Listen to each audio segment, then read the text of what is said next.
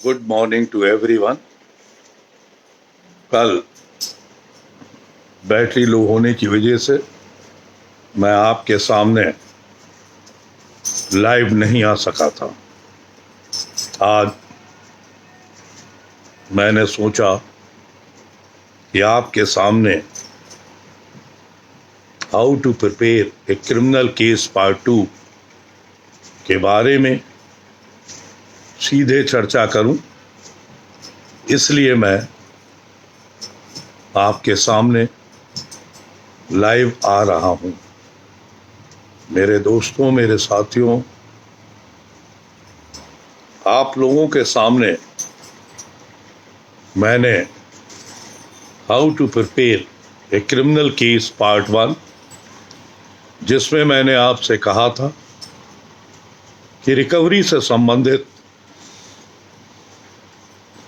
वादों में किस तरह आप केस की प्रिपरेशन करें। रिकवरी संबंधित वादों के लिए मैंने कल भी आपसे कहा था कि आप जो रिकवरी संबंधित है, ये पुरानी सीआरपीसी के अनुसार ही मैं बता रहा हूं कि नए रिलेटेड अभी कम मुकदमे हैं। जो मुकदमे पुराने हैं उनके बारे में मैं आपको बता रहा हूं।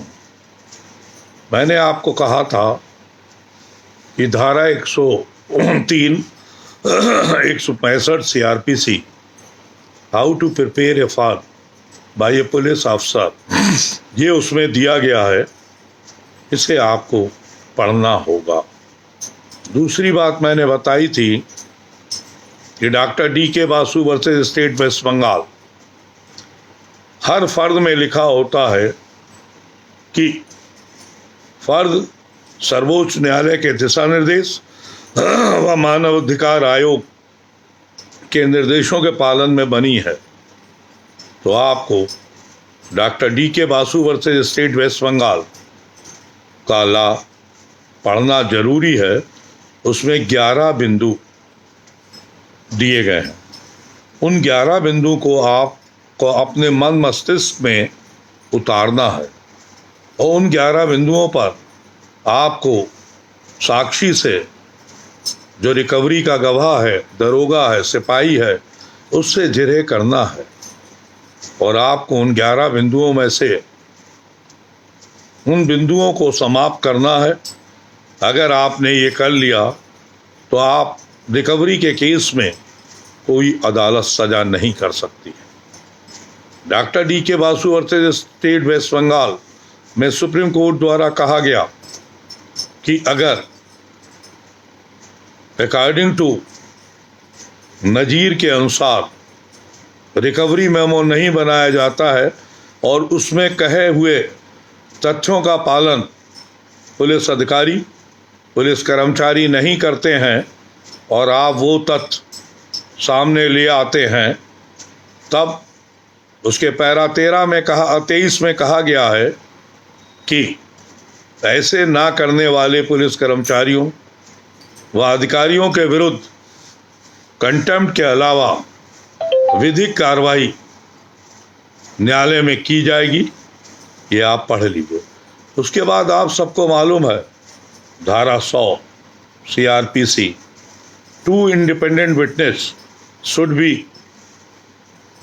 कॉल्ड बाय द पुलिस, और वो 2 स्वतंत्र गवाहों के सामने रिकवरी की जाएगी।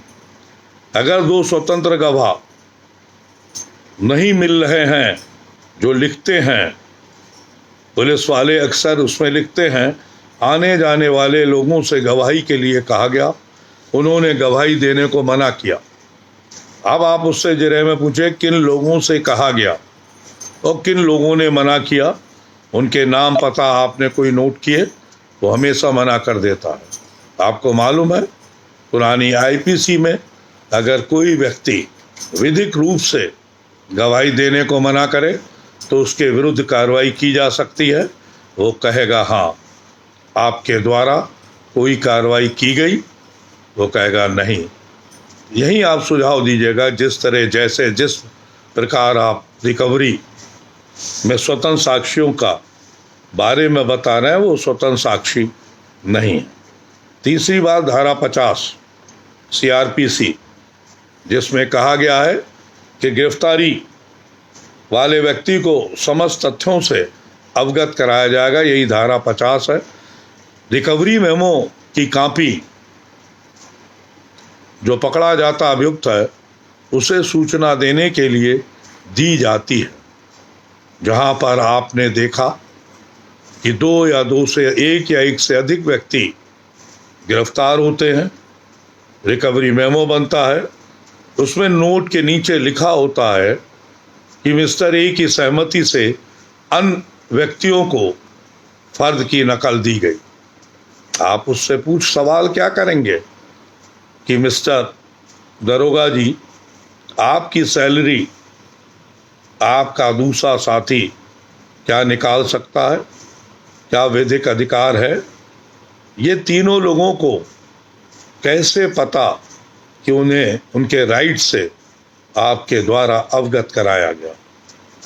आपके द्वारा जब सजेशन दिया जाएगा कि धारा 50 की कंप्लायंस आपके द्वारा नहीं की गई, आपके द्वारा मौलिक अधिकारों के तहत धारा 50 के तहत अभियुक्त को उसके अधिकार, कर्तव्य व उसके द्वारा किए गए अपराध के संबंध में नहीं बताया गया, अब उसका क्या जवाब देगा? अब मेरे साथियों, मेरे दोस्तों, इसी में एक महत्वपूर्ण चीज़ और है। आपको मालूम है कि फ़र्द कब पूरी होती है? ये आप लोग अक्सर देखते हैं, आपके सामने फ़र्द हो, उसे देखिए, रिकवरी फ़र्द जब पूरी होती है जब मुलजिमों, अरेस्टिंग ऑफिसर सबके हस्ताक्षर हो जाते हैं। सभी फ़र्दों में आप 90% फ़र्दों में देखेंगे कि फ़र्द के नीचे अभियुक्त के हस्ताक्षर नहीं होते। तो आप उससे सीधा सवाल, इसमें अभियुक्त के हस्ताक्षर नहीं है, उसका कोई जवाब नहीं होगा। इसका मतलब फ़र्द प्रिपरेशन के समय अभियुक्त मौजूद नहीं था। नीचे लिखा होता है नोट करके कि फ़र्द की नकल अभियुक्त को दी गई, उसके नीचे हस्ताक्षर होते हैं। ये सेकंड पार्ट है। तो मेरे साथियों, मेरे दोस्तों, जब रिकवरी की फ़र्द के बारे में आप इस तरह के सवाल करेंगे तो रिकवरी फ़र्द जो है डाउटफुल हो जाएगी। आपको क्या करना है? सारा क्रिमिनल का केस प्रोबेबिलिटीज़ पे चलता है। अब आप फ़र्द की शुरुआत देखेंगे कैसे लिखा जाता है। कभी कभी फ़र्द में ऊपर आप देखें धारा, सेक्शन, सारी चीज़ें मेंशन कर देते हैं। उनसे ये पूछिएगा कि फ़र्द बनी नहीं, आपने फ़र्द में ये सारी चीज़ें ऊपर कैसे लिख दी? इसका कोई जवाब नहीं होगा। उसके अलावा आप ये पूछिए कि रिकवरी जब होता है, जो माल बरामद होता है, तो माल बरामद करके श्रीमान जी, आपने बरामद शुदा माल किसके कब्जे में दिया? किसने बरामदगी की? किसके पास रखा गया? तो जब ये माल रखा गया उस समय तक कोई फ़र्द नहीं बनी थी, तो कहेगा हाँ बिल्कुल नहीं बनी थी। तो उसमें अब 3 लोग से गिरफ्तारी हुई, 3 से माल बरामद हुआ। अब आप ये पूछे, एक से जो बरामद माल है हर एक की फ़र्द अलग अलग बनेगी? तो कहेगा हाँ। जब पहले से माल बरामद हो गया तो इसकी फ़र्द लिखना शुरू करी? वो कहेगा बिल्कुल लिखना शुरू करी। तो जब फ़र्द पूरी हो गई तभी इसका माल को सील किया? वो कहेगा हाँ बिल्कुल सील किया। और आप फ़र्द बरामदगी में देखेंगे सबका ज्वाइंट आखिर में लिखा होता है। तो आखिर में जो लिखा है, इट मीन्स फ़र्द was not prepared at a spot. अगर फ़र्द मौके पे नहीं लिखी है तो आपको इसका फ़ायदा मिलेगा, मुकदमा छूटेगा। No court can convict the person. उसके बाद आप नीचे देखते हैं कि पहले माल सील हुआ या पहले फ़र्द लिखी गई। अब वो यहाँ पे घूमने लगता है। आप अक्सर रोज़ ही देखते हैं, दरोगा हो, सिपाही हो, इंस्पेक्टर हो, IPS अधिकारी हो, CO हो, उसके बाद दिमाग घूमने लगता है वो क्या जवाब दे। अब उसने कहा कि पहले फर्द लिख गई है ना, फिर देख के समझ लीजिए कि आपके क्वेश्चन से किसी की जिंदगी मौत का सवाल है और आपकी झूठ पकड़ी जाएगी। जैसा कि आप लोग जानते हैं, एक अंग की मात्रा से जुदा से खुदा हो जाता है। तो इसीलिए जिन्हें बहुत आवश्यक है वो कहता है पहले हमने माल सील कर दिया। जब माल आपने सील कर दिया तो उसका डिस्क्रिप्शन कहाँ लिखा कि बट पे ये है, किसी पे ये चिन्ह है, किसमें ये है, जो लिखा होता है ना।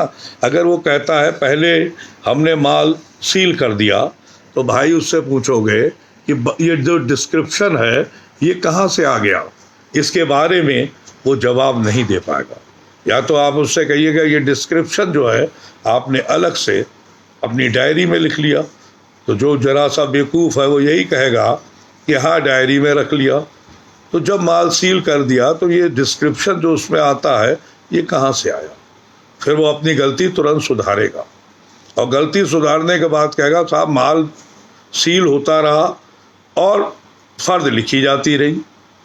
तो भाई ये फ़र्द में देख लिखा है, तो ये फ़र्द पूरी होने से पहले माल सील हो गया था या फ़र्द तैयार होने के बाद माल सील हुआ था। आपको इस पे विस्तार से जिरे करके फ़र्द की प्रिपरेशन को बिल्कुल ख़त्म कर देना है। और ये आपने ख़त्म कर दिया तो समझिए आपको रिकवरी वाले किसी केस में कोई कोर्ट सज़ा नहीं कर सकता। क्यों नहीं सज़ा कर सकता है, उसके कारण भी समझ लीजिए। बेसिक हर वकील को बेसिक कानून की जानकारी होना बहुत ज़रूरी है। आपने देखा होगा जब एविडेंस एक्ट पढ़ा जाता है, बताया जाता है, समझाया जाता था, तो उसमें कागज़ के बारे में 3 चीज़ें लिखी जाती थी, प्रूव, नॉट प्रूव, डिसप्रूव। यही तो है। अगर कोई दस्तावेज प्रूव नहीं कराया गया तो साक्ष्य में ग्राह्य नहीं होगा, ये आपको मालूम है। जब साक्ष्य में ग्राह्य नहीं होगा तो पढ़ा नहीं जाएगा, जब पढ़ा नहीं जाएगा तो सज़ा नहीं हो सकती है। दूसरा क्या है कि जो प्रूव करवाते हैं, अभियोजन प्रूव करवाता है। अब प्रूव करवाने में धारा 67 इंडियन एविडेंस एक्ट के तहत ही प्रूव कराना है, कंटेंट्स उसके प्रूव कराना है। जबकि कंटेंट्स प्रूव नहीं होंगे पढ़े नहीं जाएंगे। अब अभियोजन द्वारा उसके कंटेंट्स प्रूव कराया गया। देखो ये वही फ़र्द है जो मौके पे लिखी थी, आपके लेख व हस्ताक्षर में है, इस पर प्रदर्श ये डाला गया, ये आ गया, ये प्रूव हो गया। अब आपने फ़र्द की क्रिएशन, फ़र्द के बारे में गलत साबित कर दिया कि ये फ़र्द मौके पे प्रिपेयर नहीं हुई। जब मौके पे प्रिपेयर नहीं हुई तो जो प्रूव है वो किस में चला जाएगा, डिसप्रूव में। तो जब डिसप्रूव में चला जाएगा तो कैसे सज़ा हो जाएगी, ये सबसे बड़ी महत्वपूर्ण चीज़ है। तीसरी चीज़ इसमें आप लोगों ने देखा एविडेंस कैसे होती, क्रेडिबल, ट्रुथफुल, रिलायबल। तो रिलायबिलिटी भी कैसी है, total reliable, partially reliable and totally unreliable. आपको एविडेंस कैसी करनी है, टोटली अनरिलायबल। विटनेस को टोटली अनरिलायबल कर देंगे। अगर evidence of a witness is totally unreliable, no court can convict the person. Where the evidence of a witness is totally reliable, no court can acquit the person. Where the evidence of a witness is totally not reliable, totally not unreliable, then the discretion goes to the court.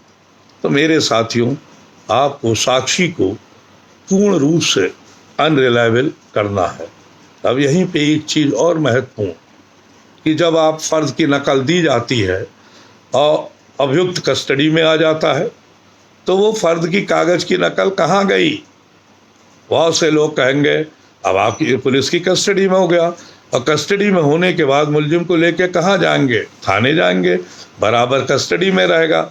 जब थाने पे फिर से recovery होती है, फिर से आपको होता है तलाशी होती है, तो तलाशी में वो निकलना चाहिए, नहीं निकलती है तो उसका जवाब क्या देते हैं, आप जिरे करिए कि साहब मुलजिम ने फाड़ के फेंक दी। कह रहा बिल्कुल सही बात है, फाड़ के फेंक दी, आपके ने फाड़ के जो फेंकी, उसकी चिंदी चिंदी आपने उठाई, उसका कोई लिखा पढ़ी करी, फाड़ने के बारे में कोई साक्ष्य दी, इसके बारे में गवाह को कोई जवाब नहीं होता। जो ऐसा होता ही नहीं है, तभी आप तुरंत सुझाव देंगे। देखिए, जिस तरह जैसे जिस प्रकार आप फर्ज की नकल देना, फर्ज को फाड़ना, चिंदी चिंदी करके हवा में उड़ा देना, ये सब आप झूठ बोल रहे हैं। इस तरह की कोई कार्रवाई नहीं हुई। क्यों नहीं हुई? कि फर्ज मौके पे बनी ही नहीं थी। ये सारी कार्रवाई आपने थाने पर आकर तैयार की है। तो आप देखिए, फर्ज बरामदगी पे आपको तुरंत कामयाबी मिलेगी। रिकवरी वाले मामलों में कोई कोर्ट आपके केस में सजा नहीं कर सकता है। तो एक चीज़ आपकी समझ में अच्छी तरह आ गई होगी। और इसके अब मैं how to prepare a criminal case part 2, मेरे साथियों, मेरे दोस्तों, पार्ट 2 के लिए आपको यह आवश्यक है कि जिस समय आपके पास FIR आती है, कोई भी FIR, मुकदमे की शुरुआत FIR से होती है। तो आपके पास FIR आती है, सपोज करिए वो मामला रिलेटेड मारपीट के मुकदमे से, मारपीट के मुकदमे से रिलेटेड है, तो उस FIR को आप 5 वर्गों में बांटेंगे। कैसे वर्गों में बांटेंगे? पहला, मारपीट, लड़ाई झगड़े का क्या उद्देश्य था, मोटिव। तो मोटिव के पार्ट को आपको अलग लिखना है कि उसने मोटिव करा कि साहब इनसे हमारी पुरानी दुश्मनी थी, इनने खेत जोत लिया था, या इनने हमारे खिलाफ मुकदमा लिखवा दिया था, इनके ये करा था। तो मोटिव वाले पार्ट को आप अलग अपने कागज जो तैयार करेंगे प्रिपरेशन में अलग लिखेंगे। दूसरी चीज़, उसमें शुरुआत होती है मैनर ऑफ असॉल्ट से, कि आदमी आया, उसने मारपीट शुरू करी, चाकू से मारा, छुरी से मारा, जिससे भी मारा, वो मैनर ऑफ असॉल्ट पे आपको उन बिंदुओं को आपको अपने उसमें लिखना है। और लिखना है कैसे मारा, किस चीज़ों से मारा, क्या मेडिकल एग्जामिनेशन है, कैसी चोटें हैं। कह रहा है वो चाकू से मारा और चाकू के इंसाइज वुंड नहीं है, स्टेप वुंड नहीं है, उसमें कंट्यूजन लेसरेशन है।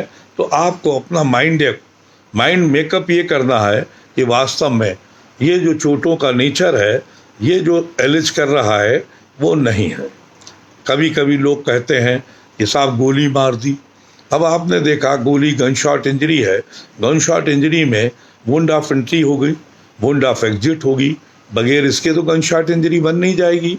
अगर बन रही है तो आप बताएं कैसे बन जाएगी, और कैसे कोई जज या मजिस्ट्रेट इस बारे में गन शॉट इंजरी में सजा कर देगा जब तक कि कोई लेसरेटेड वुंड तो हो सकता है, मगर उसमें वुंड ऑफ एंट्री होगी, वुंड ऑफ एग्जिट होगा।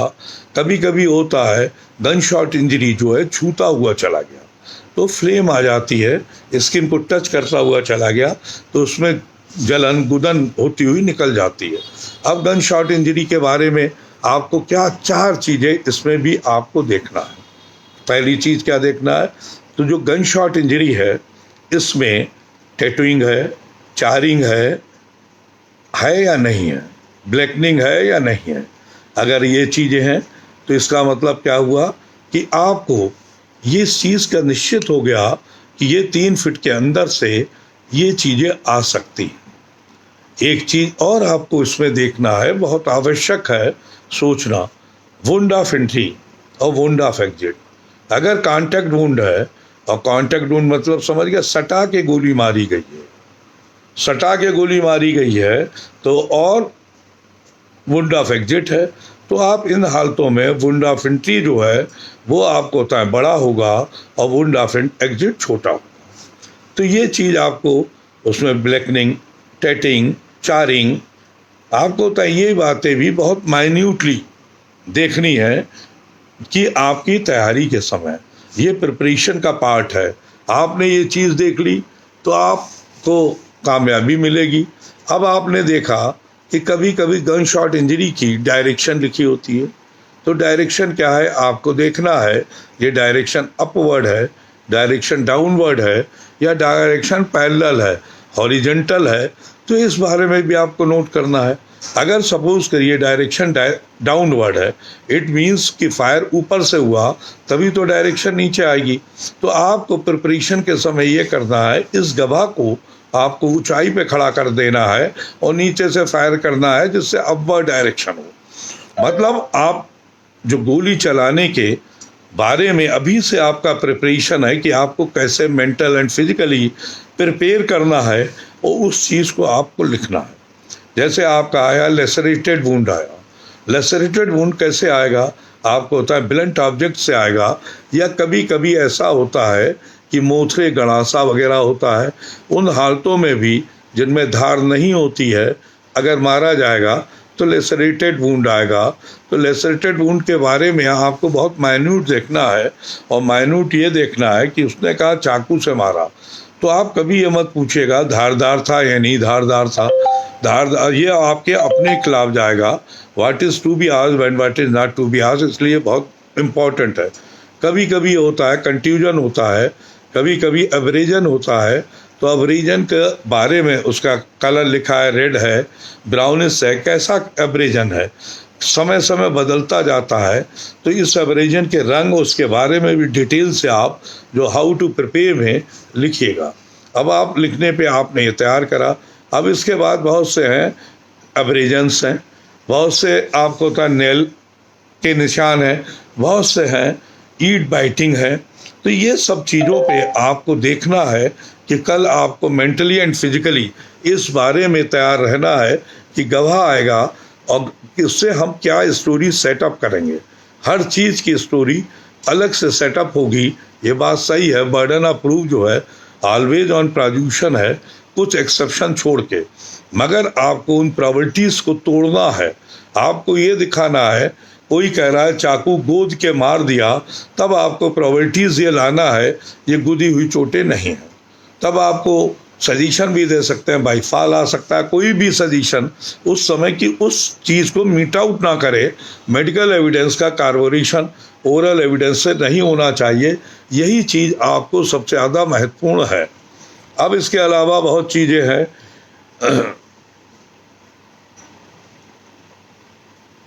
एक चीज़ और, जैसे अभी ये जसप्रीत ग्रेवाल एडवोकेट द्वारा पूछा गया कि अगर इंजर्ड के कंपाउंड फ्रैक्चर है और गोली जो है आर पार निकलेगी, अगर गोली आर पार नहीं निकली जाती है तो क्या इस सिचुएशन में क्या होगा।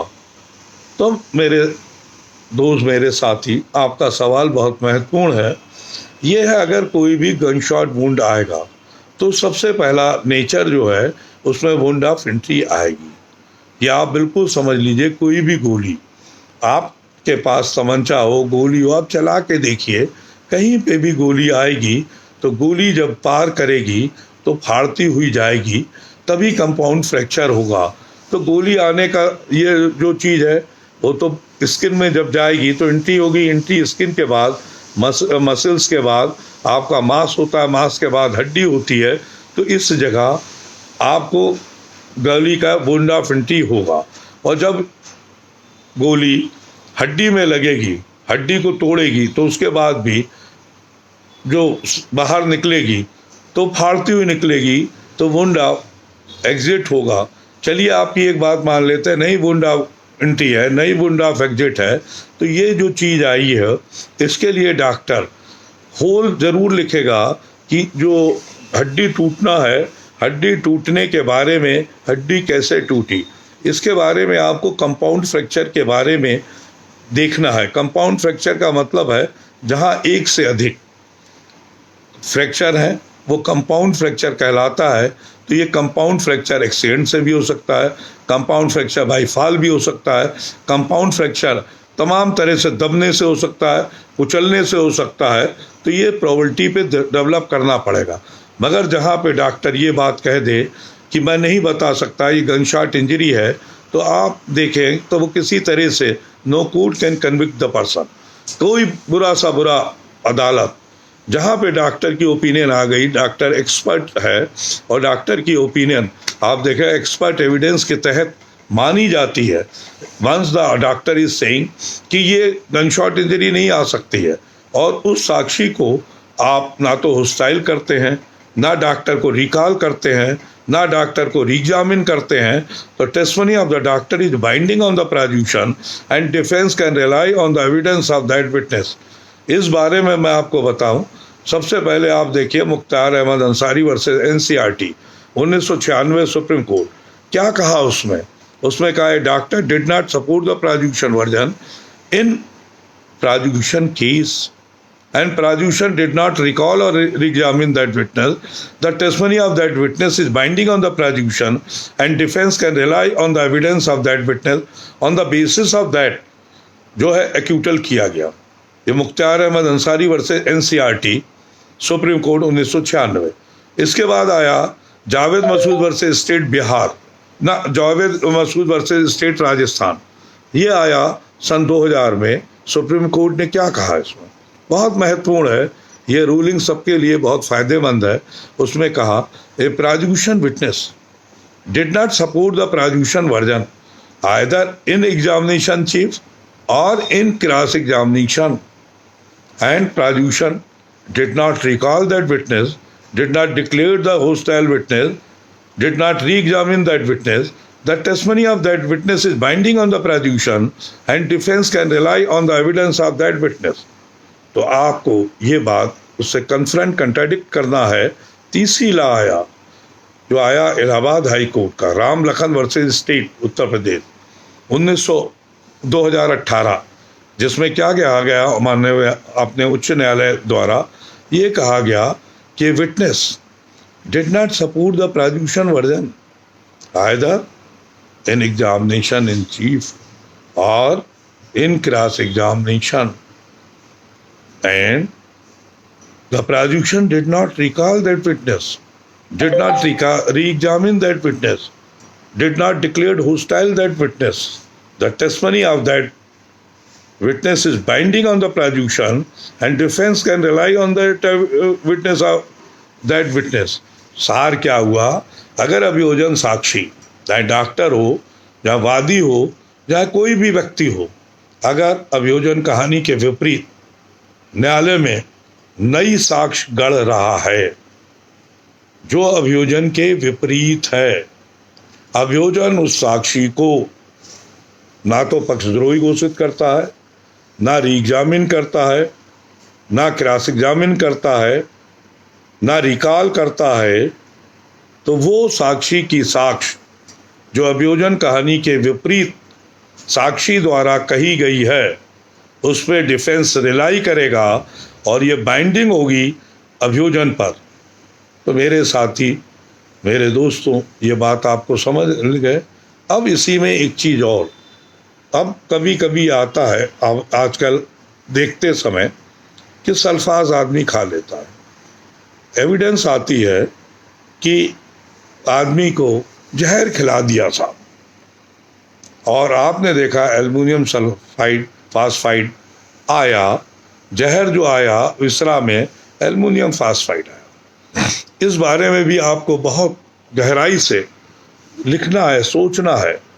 आपको ये मालूम है सल्फास की गोली जब पानी में मिलेगी तो क्या होगा, फास्फीन गैस निकल जाएगी, न्यूट्रलाइज हो जाएगी। उस पानी पीने से कोई मर नहीं सकता है, समझ गए। तो ये आपको ज़्यादातर आजकल क्या हो रहा है, औरतें सल्फास खा लेती हैं, घर वाले रिपोर्ट लिखाते हैं कि हमारी लड़की को जहर पिला दिया, जहर खिला दिया। अभी रिसेंट इस संबंध में मेरे 3-4 मुकदमे एक्यूटल हुए।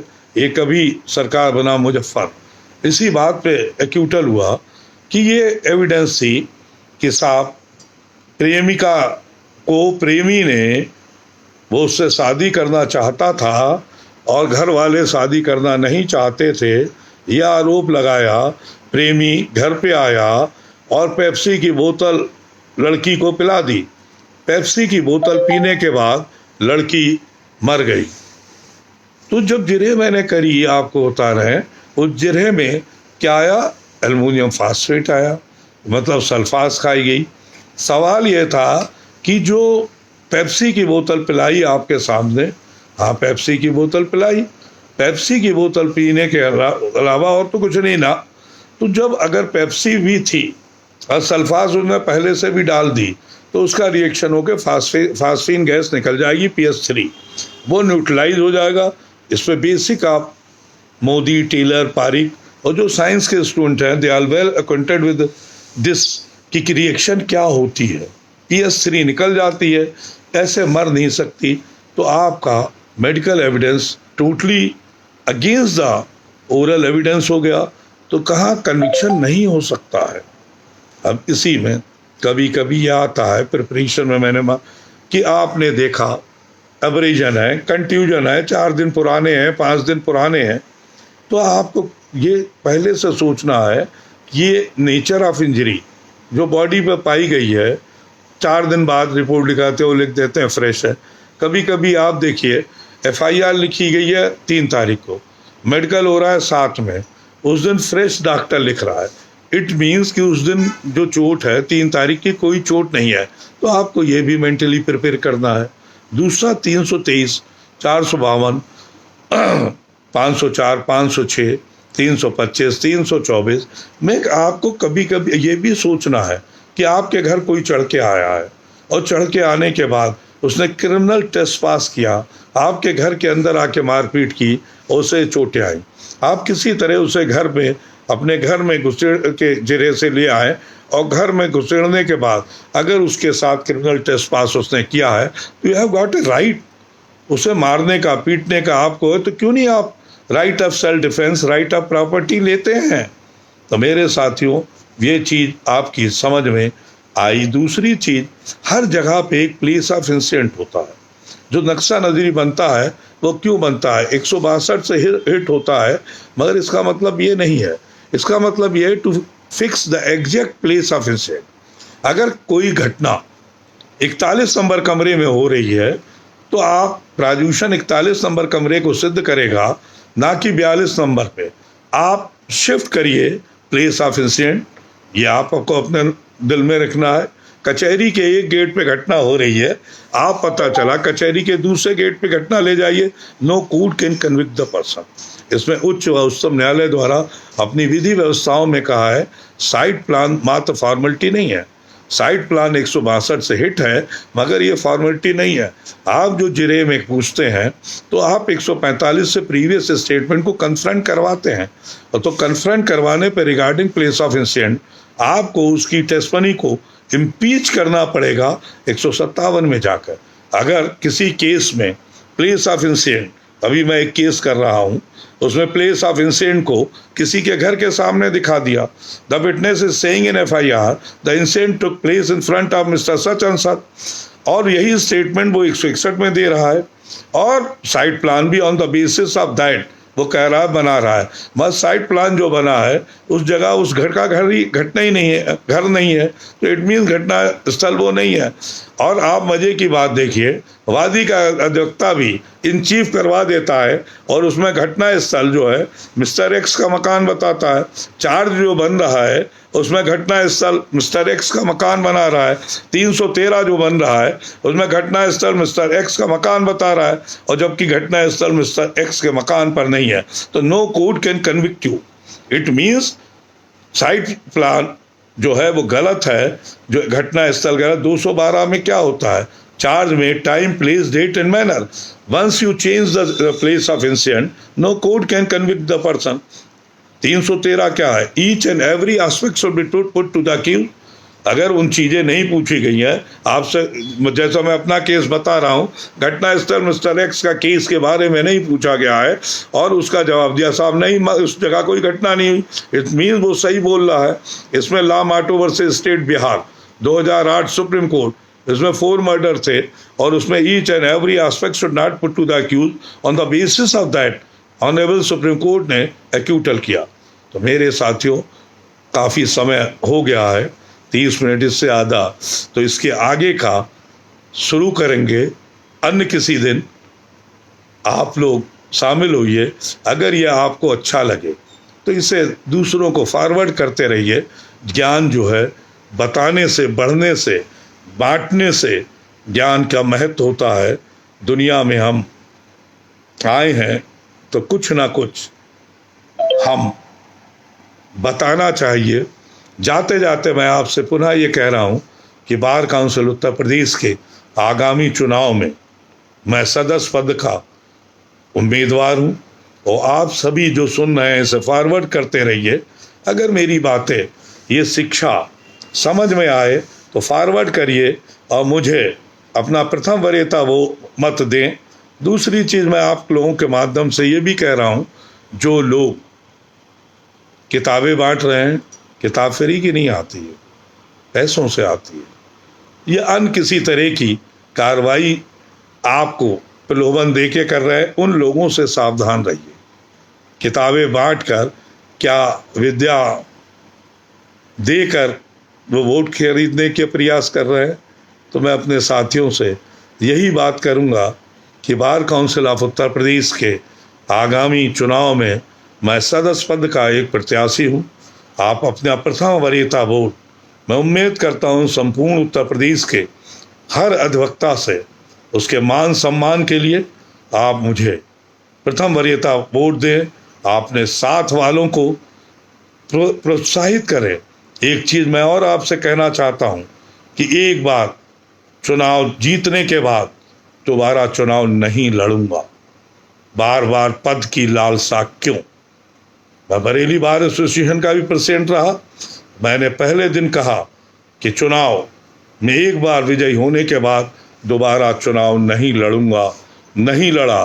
Bar council of Uttar Pradesh में इसलिए चुनाव लड़ना चाहता हूं कि अधिवक्ताओं के मान सम्मान के लिए कुछ ना कुछ नया किया जाए।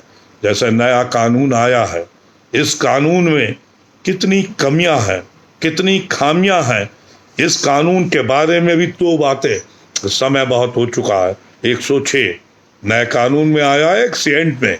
आपसे मैं पूछना चाहता हूं, इसमें हिट एंड रन अभी कम है। आप अपने परिवार के साथ राजस्थान जा रहे हैं, परिवार में आपकी पत्नी है, बच्चे हैं और माँ है, एक्सीडेंट हो जाता है तो क्या आप थाने जाएंगे? क्या आप अस्पताल ले जाएंगे? अगर ले गए तो वहाँ का लोग दूसरा एक्सीडेंट कर देंगे, किसी को जीवित नहीं छोड़ेंगे। तो ये जो चीज़ है हिट एंड रन का कम होगा, तो इस बारे में विचारना आवश्यक है। इस तरह के कानून को नहीं लागू होना है। दूसरी चीज मैं आप लोगों से कहना चाहता हूं कि इस बारे में मैं आगे आपसे बात करूंगा। काफी समय हो गया। शुक्रिया, धन्यवाद।